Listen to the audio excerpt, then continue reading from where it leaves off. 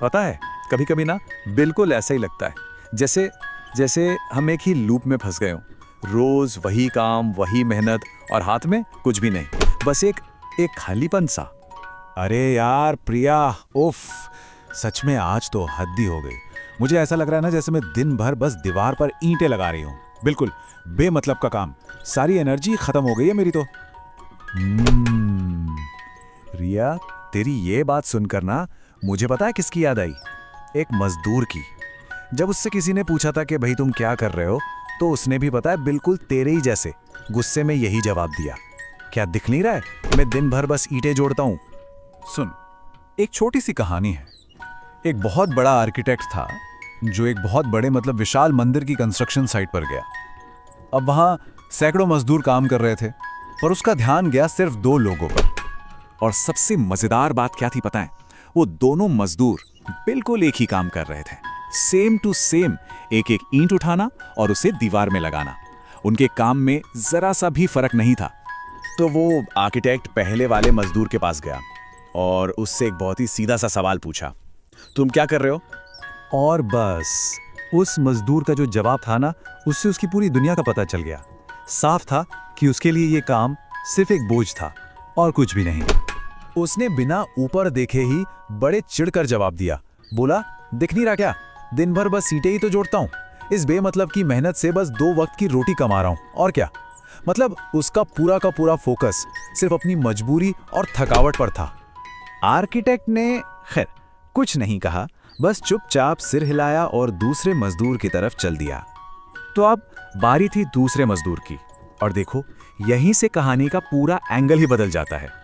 ये नजरिया बोझ वाला नहीं था, ये था एक मकसद वाला नजरिया।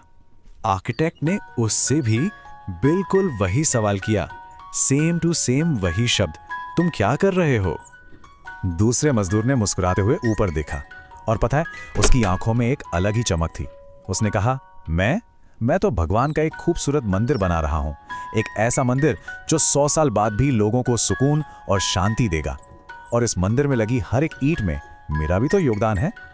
देखा रिया, काम बिल्कुल एक ही था, पर दोनों की दुनिया कितनी अलग थी। एक के लिए वो सिर्फ मजदूरी थी, दूसरे के लिए एक मिशन।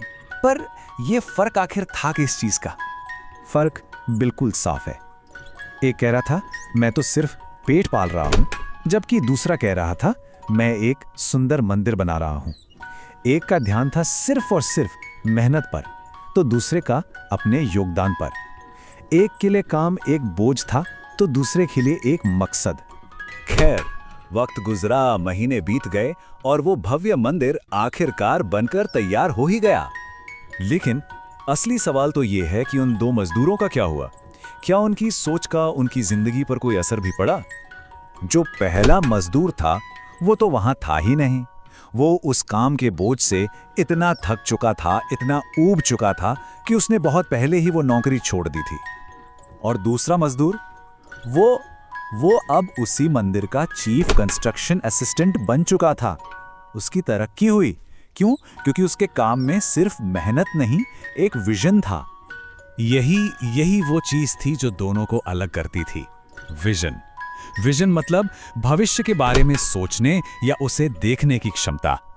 उस दूसरे मजदूर ने सिर्फ ईंटें नहीं देखी, उसने एक खूबसूरत भविष्य देखा, और ये भी देखा कि उस भविष्य को बनाने में उसका भी हाथ था। ओ प्रिया, अब मुझे समझ आया। मैं तो बिल्कुल उस पहले मजदूर की तरह ही सोच रही थी, सिर्फ अपना काम देख रही थी। उसके पीछे का जो बड़ा मकसद है वो तो देख ही नहीं रही थी। एग्जैक्टली। देखा, काम तो वही रहता है, बस हमारी सोच, हमारा माइंडसेट उसे बड़ा या छोटा बना देता है। जब किसी काम में एक मकसद दिखने लगता है ना, तो वही काम हमें आगे ले जाता है। सारा का सारा खेल बस मानसिकता का है। तो ये कहानी आखिर में हमें एक बहुत जरूरी सवाल पर लाकर छोड़ देती है।